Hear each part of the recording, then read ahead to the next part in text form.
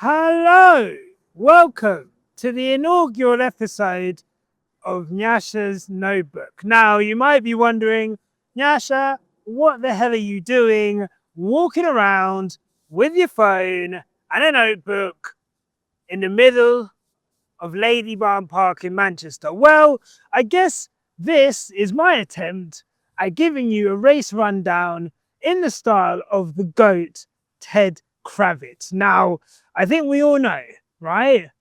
Ted is great. Ted's notebook is awesome because he's in the paddock. He's there where the action is straight after the race. I am not. I think it was like 30 degrees in Manchester, in Australia. Nowhere near. It's probably about 10 today. It's pretty cold right now.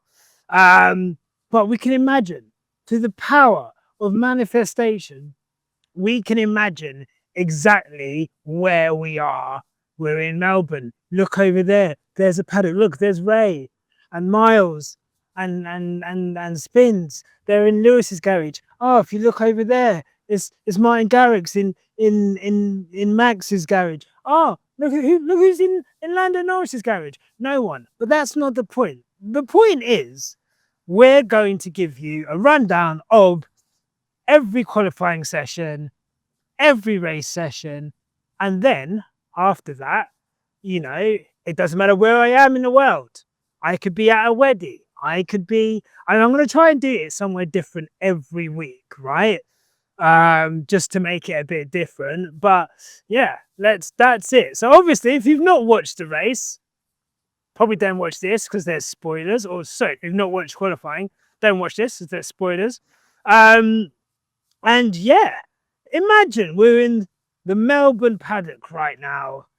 Here's my notebook, and let's go. So I guess we'll start. Oh yeah, sorry.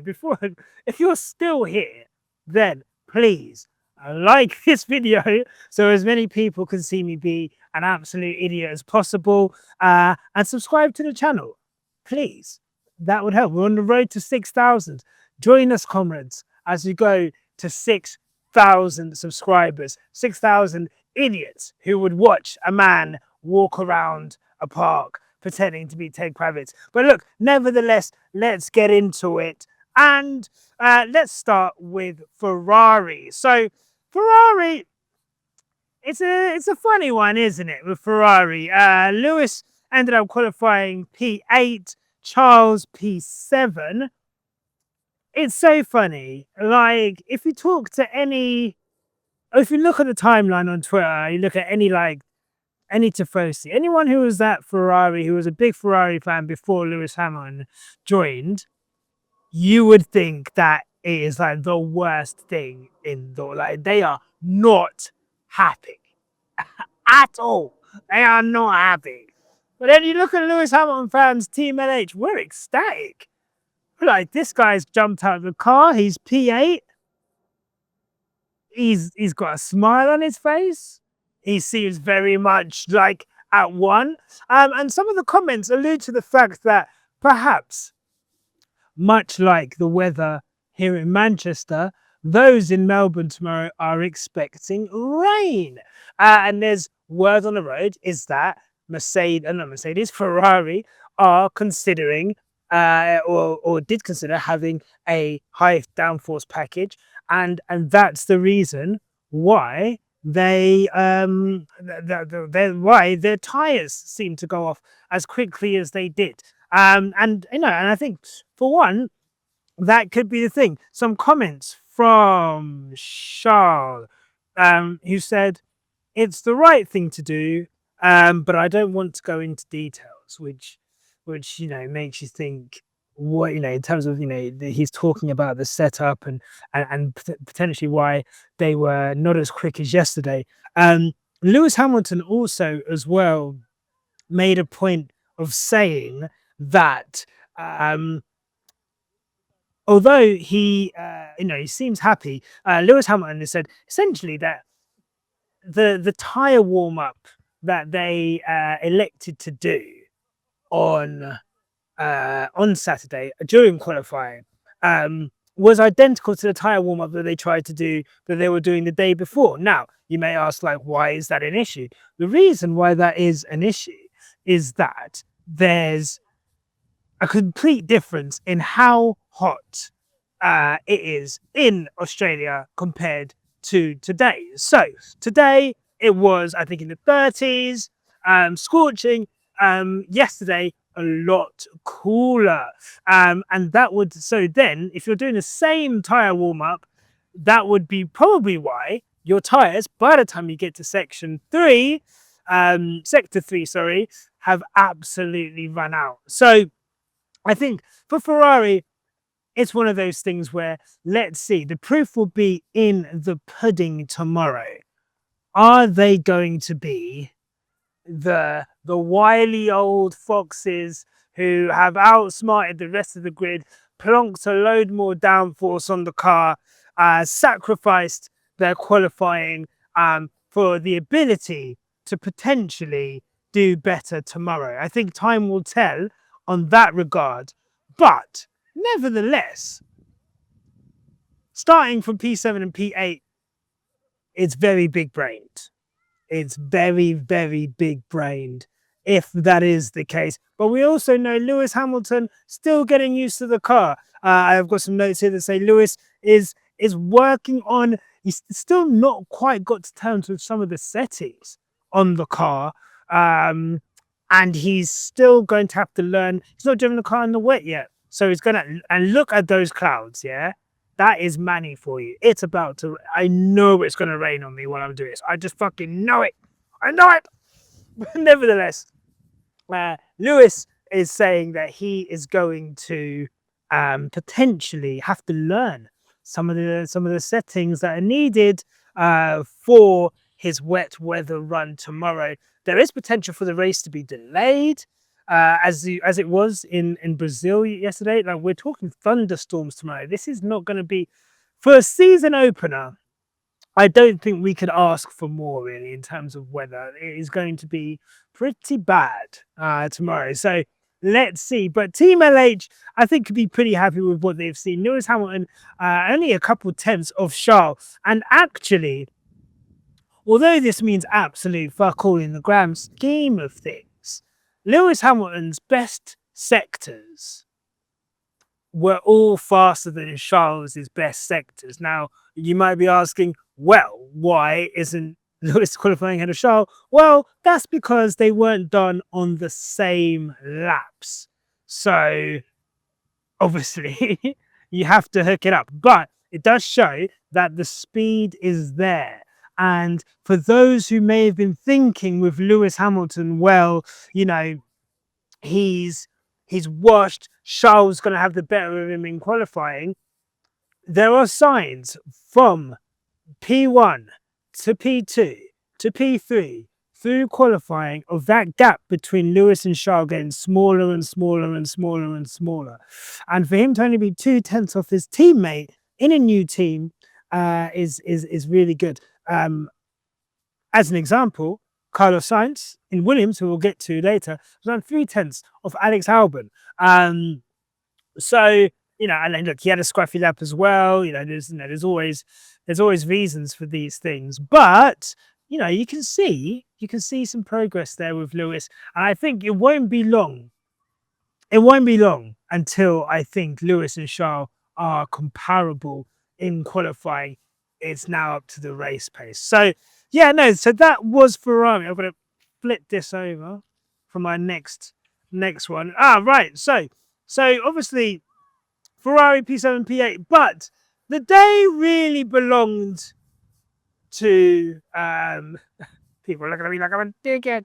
The day really belonged to McLaren, didn't it? And McLaren were very close to bottling it. You look at those first runs with Lando having a lap time deleted, Oscar kind of having a really scruffy final section.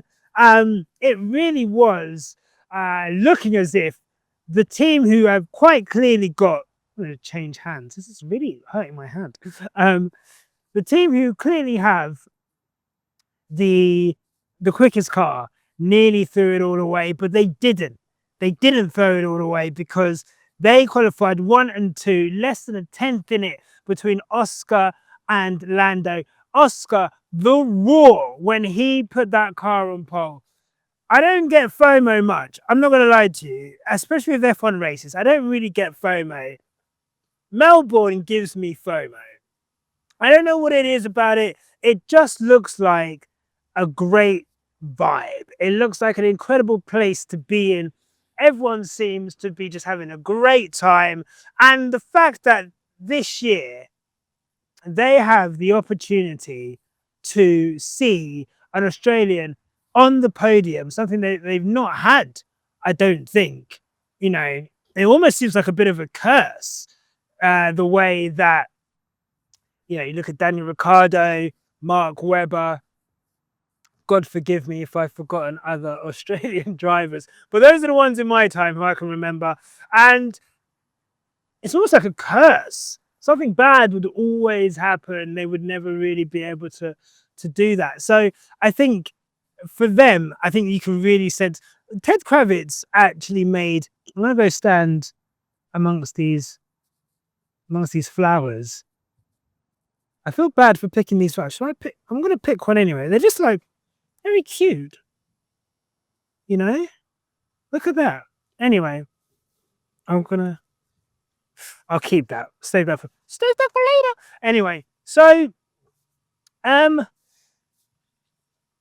Kravitz alluded to the fact that it was a much younger audience in Melbourne, and he couldn't really understand what that was about. Why is it such a younger audience? Why is it 70% female? He said. And he said, you know, maybe that's Drive to Survive, maybe that's this, maybe that's that. I think you're doing a big disservice to Oscar Piastri. He is the golden boy of Australian motorsport at the moment. He has a chance of winning a Formula One World Championship. He literally kicked the former Golden Goose, Daniel Ricciardo, out of his place, pretty much sent him into retirement. Obviously, he went to V-Carb, and we all know what happened there. Australia has someone to get behind for the first time in years who is a winner, who is capable of fighting for race wins. They've not had that since 2018. It's basically since Daniel left. Where did he leave? Red Bull. And I just think he's young as well. So you've got that audience. He's one of the youngest drivers on the grid, obviously before this new raft of rookies. But he's one of the youngest drivers on the grid. And it would make sense as to why young Australian girls and boys would want to back their driver. And I just think that's great. I think that's great for Australians. Because Daniel Ricciardo does leave a big hole. And you can never, I don't think we'll ever have another Daniel Ricciardo in this sport the way that he was. However, I think Oscar Piastri in his own way is forging his own path. And I think that's great. But P2 for Oscar. McLaren, I want to know here, it says, George says that they're miles ahead and can start focusing on 2026. Yeah, so George Russell's come out and said that McLaren are so far ahead that, you know, they're likely to just start switching to 2026. Now, people have said that this echoes George's 2023 assessment of Red Bull, that they're going to win every race. I don't know if I'm quite there with George on that one. They are clearly the fastest team. Race pace tomorrow, I still think is not going to be that indicative because they're actually not going to be racing in normal conditions. So it might not be until China that we're really able to see the true race pace of these McLarens. But I would say that McLaren are clearly the fastest team. We don't know where Ferrari are. I think Ferrari have really dropped the ball this weekend, I guess, in terms of where they were, right, to where they are now, afternoon. I think it's one of those things with Ferrari where again in China. We'll see again whether Ferrari are able to, whether they're able to kind of pull back or kind of redo or get back to what we saw in testing, essentially. And what we saw in testing was a team who were pretty fast over race pace, pretty solid car, other than some twitchy understeer here and there. And I just think, for me, oh, let me get this light. Wait, no, look at that. Oh, see that light? It's just peeking through the clouds. Oh my god, I feel like Simba in The Lion King. You know when he goes up on Pride Rock? Do you know what I mean? Till we find a place. It's just like the sun shining down on him. That's how I feel right now. But yes, I think we'll see. But in terms of McLaren, they look so strong. That car looks like it's on rails. And honestly, if you had to ask me honestly, I think the biggest enemy to McLaren's progress will be McLaren. I think we saw it with those two drivers today. I think we saw the mistakes that they're capable of doing, but we also saw their really raw pace. So I think it'll be interesting to see how McLaren fare in terms of tomorrow. Strategy, papaya rules are now in effect. Papaya rules. I think Lando's come out in a press conference and said, essentially, look, they're free to race. Obviously, they need to give each other space. No contact.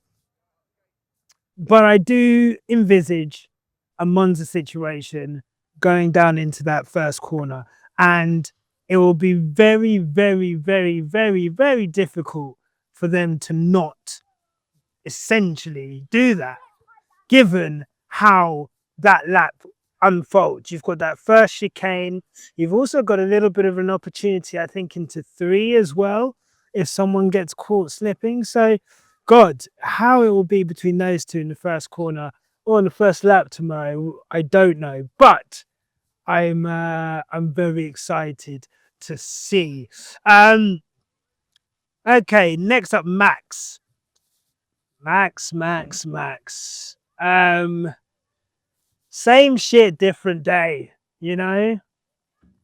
I kept like, people were really counting Red Bull out. And like, I just never really saw it. Like, obviously I didn't think they were as strong as they could be, but nothing about pre-season testing, nothing about practice really said to me, that they were going to be like completely out of it. They're they're a team who know their car pretty well, other than that stretch last season. But even then, they were able to engineer their way out of it pretty fucking quickly, to be honest.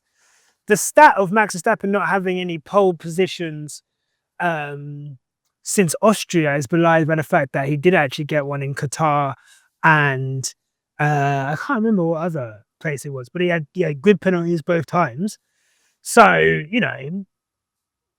really and truly, he has had pole position. He has qualified fastest since Austria.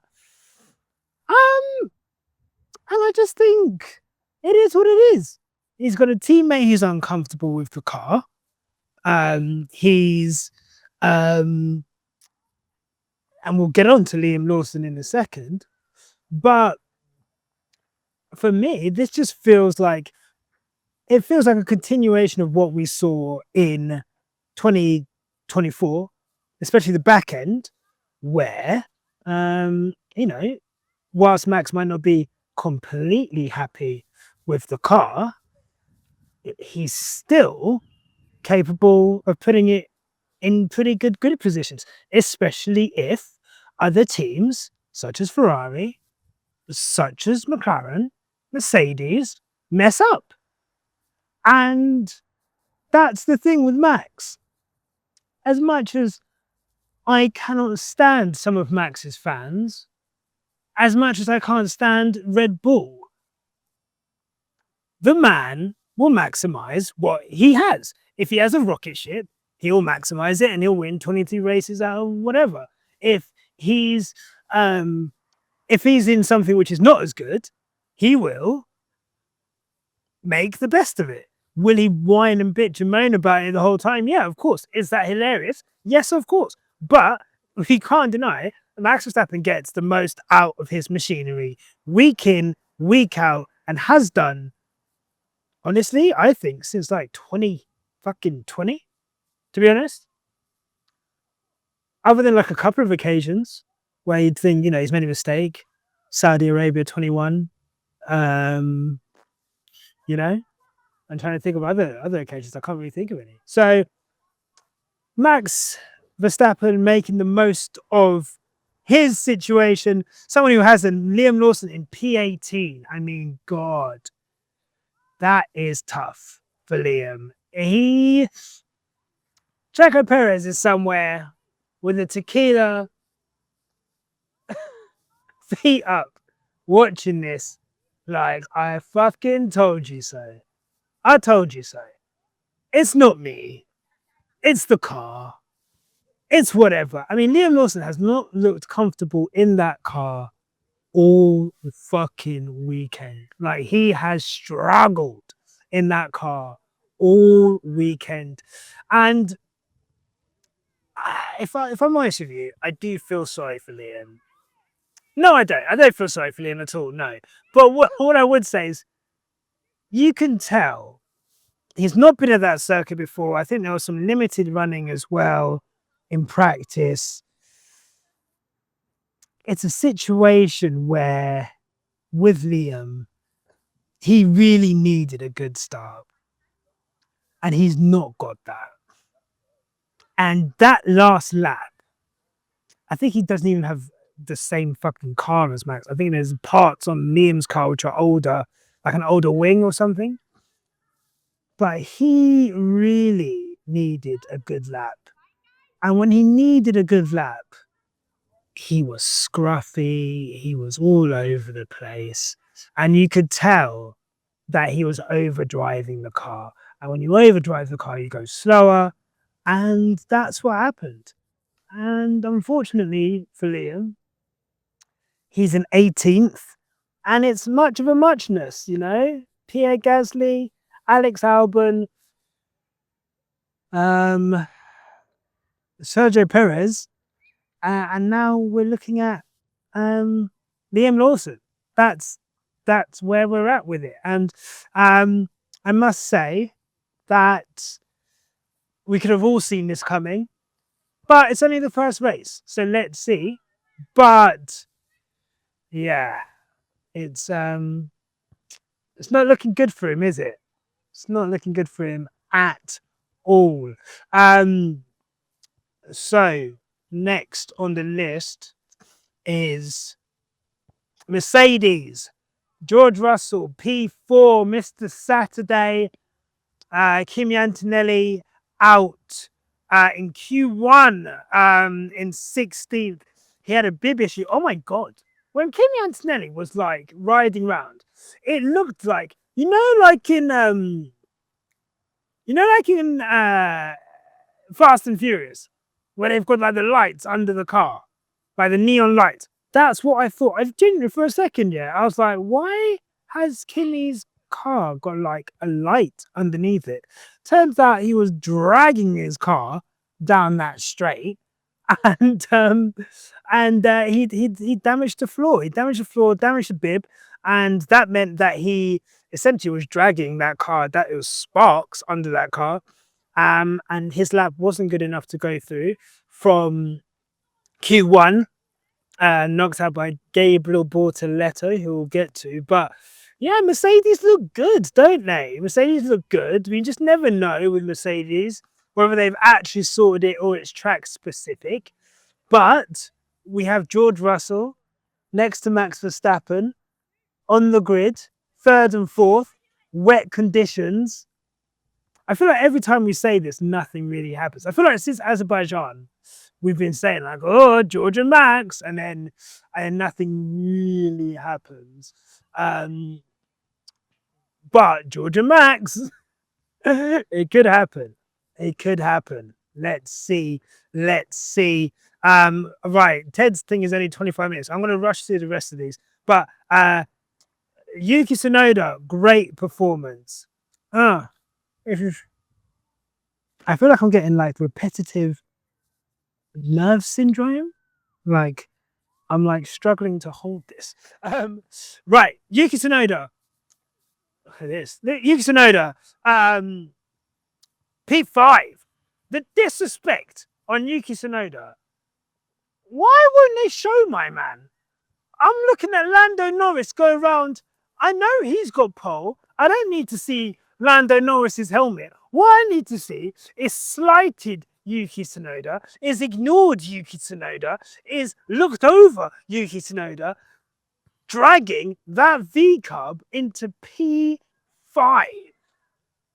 P5. Out-qualified both Ferraris. Out-qualified a Red Bull, and he's out-qualified a Mercedes. Incredible work from Yuki Tsunoda.